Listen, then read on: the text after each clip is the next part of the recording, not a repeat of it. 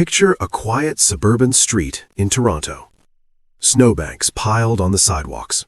Moving trucks lined up on the curb. New families unloading suitcases, mattresses, rice cookers, baby strollers. Every few minutes, another Uber pulls up from the airport. Another arrival. Another new life. Another new mouth to feed. Room to rent. Job to find. Now here's the part that sounds almost unbelievable. In just 1 year, Canada added over 1 million people. More than 1.2 million in 2023 alone, according to Statistics Canada estimates. That is the population of an entire major city, arriving in a single year. But here's the twist nobody tells you. This wasn't an accident. This wasn't a refugee crisis. This wasn't a baby boom. It was policy, a deliberate strategy. And whether you think it's genius or reckless, it is reshaping the entire Canadian economy in real time. Because Canada isn't just accepting immigrants, it's building its entire economic model around them. Let me ask you something. What happens when a country grows faster than its housing, hospitals, and paychecks? What happens when population becomes the main engine of economic growth? That's the story we're diving into today. Because this isn't just about borders or politics. This is about demographics, labor markets, housing, and the quiet math that decides whether a country gets richer or just more crowded. And to understand it, we need to walk through the strategy step by step. The 7 economic nails that built Canada's population surge. Because once you see the logic behind them, you can't unsee it. And by the end, you'll understand why Canada might be running one of the biggest demographic experiments in modern economic history. Let's start with the first nail. Nail number 1, the aging time bomb. Canada, like most rich countries, has a demographic problem. People are getting older, and they're not having enough kids.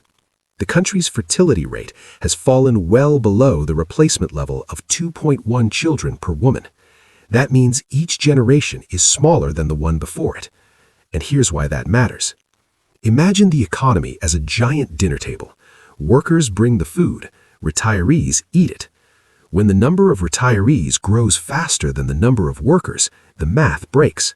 Pensions get strained, healthcare costs explode, taxes go up. And Canada saw this coming. According to government data, immigration already accounts for nearly all of Canada's labor force growth. Not half, not most, almost all of it. Without immigration, the workforce would barely grow at all. And that's the core logic behind the policy. Canada isn't just welcoming newcomers for cultural reasons. It needs them to keep the economic machine running. But here's where things get interesting. Because solving a demographic problem created a housing problem. And that brings us to nail number 2. Nail number 2, the million-person year. In 2022, Canada's population grew by over 1 million people in a single year. That was the fastest growth among advanced economies. Then in 2023, the country added roughly another 1.2 to 1.3 million people. To put that in perspective, that's like adding the entire population of Dallas every year. And here's the key detail. More than 95% of that growth came from international migration. Not births, not natural growth, immigration. Canada essentially turned population growth into a policy lever, a dial they could turn up or down depending on economic needs. But turning that dial up had side effects, because people don't just appear in GDP statistics. They need apartments, doctors, schools, buses, water pipes, and those things take years to build. So while the population surged, infrastructure struggled to keep up. Which brings us to nail number 3, the 500,000 person target. Canada didn't just accept immigrants, it set explicit, ambitious targets. Around 465,000 new permanent residents in 2023, rising to roughly 485,000 in 2024, and about 500,000 per year after that. 500,000 people, every single year. That's not an emergency response. That's a long-term economic strategy. And the majority of these immigrants weren't refugees or family reunifications. They were economic migrants, selected for their skills, education, and work potential. In other words, Canada was trying to import productivity to offset aging workers and slow population growth. But here's the catch. Permanent immigrants were only part of the story. The real surge came from somewhere else, temporary residents. Which brings us to nail number 5, the explosion of temporary residents. In 2023, the number of non-permanent residents jumped by over 300,000 in just one quarter, the largest quarterly increase since records began, in 1971. These weren't permanent immigrants. They were international students, temporary foreign workers, and refugee claimants. And together, they created a massive, flexible labor pool. Think of them as the gig workers of the immigration system. Easy to bring in, easy to move around, and in many cases, temporary by design. By 2025 planning estimates, Canada expected hundreds of thousands of temporary workers and students annually. This created a two-tier migration system: permanent immigrants for long-term population growth, temporary residents for short-term labor needs. From an economic perspective, it was elegant. From a housing and infrastructure perspective, it was chaos. Because temporary residents still need homes, transit, and healthcare, and those systems weren't expanding nearly as fast as the population. Which brings us to nail number 6, the labor shortage narrative. Throughout the early 2020s, employers across Canada complained about worker shortages. Restaurants couldn't find staff, construction sites lacked laborers, hospitals needed nurses, and the government responded. Immigration programs were expanded specifically to fill gaps in sectors like healthcare, construction, and transportation. The logic was straightforward. If you can't grow workers at home, import them. But here's the uncomfortable question. Were there truly massive labor shortages? Or were wages just too low to attract domestic workers? Because immigration does something very specific in an economy. It increases the supply of labor. And when supply goes up faster than demand, wages can stagnate, or even fall in real terms. And that's exactly what some economists began to notice. Which brings us to nail number 6. Nail number 6, the GDP illusion. On paper, Canada's economy kept growing, but when economists looked closer, they noticed something odd. GDP per capita, the amount of economic output per person, was declining in some periods, even as total GDP rose. In simple terms, the country was getting bigger, but not necessarily richer per person. It's like adding more passengers to a bus without upgrading the engine.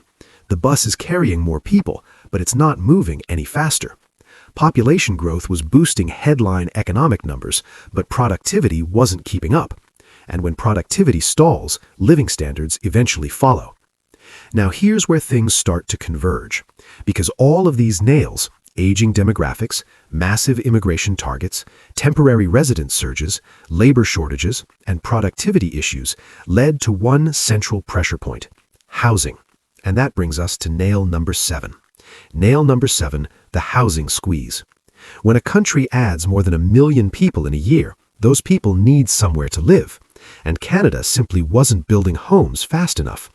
Economists and central bank reports warned that rapid population growth was straining housing and driving up rents. Shelter costs became one of the biggest contributors to inflation. In some cities, rents surged dramatically. Home prices became unreachable for many young Canadians.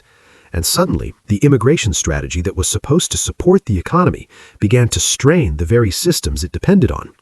Healthcare systems saw longer wait times, transit networks became more crowded, schools filled up. Even the government began to acknowledge capacity limits, and in later policy adjustments, officials moved to reduce temporary resident levels to ease pressure on housing and services, because the system had grown faster than its infrastructure. Now, before we go further, quick pause. If you're finding this breakdown helpful, hit that subscribe button. Not because the algorithm demands it, though it absolutely does, but because this channel is basically a free economics degree minus the student debt and existential dread. And let me ask you something. If you were a young Canadian facing soaring rent and slower wage growth, would you support higher immigration for the long-term economy or lower it to stabilize housing in the short term? There's no easy answer, and that's exactly why this debate is so heated. Because now we reach the convergence point, the moment where all seven nails meet. Here's what really happened. Canada built an economic model around population growth. Instead of relying purely on productivity gains, technological breakthroughs, or industrial expansion, it relied on people.